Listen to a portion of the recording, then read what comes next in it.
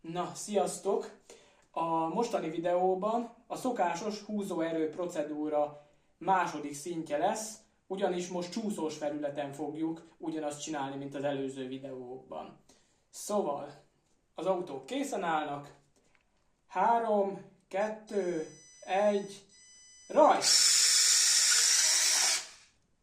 Na, úgy tűnik, ezt megnyerte az Audi, a kis játékautó. De természetesen adjunk esélyt még a Lossinak is. Oké, felkészülni, vigyázz, kész, rajt!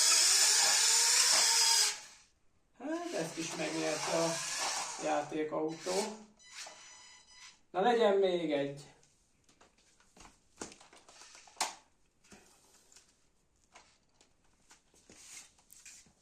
Nos, 3, 2, 1, go!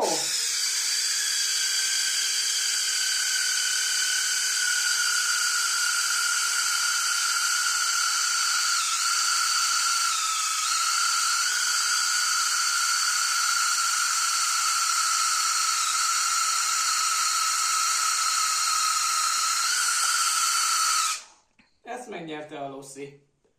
Találkozzunk a következő videóban. Sziasztok!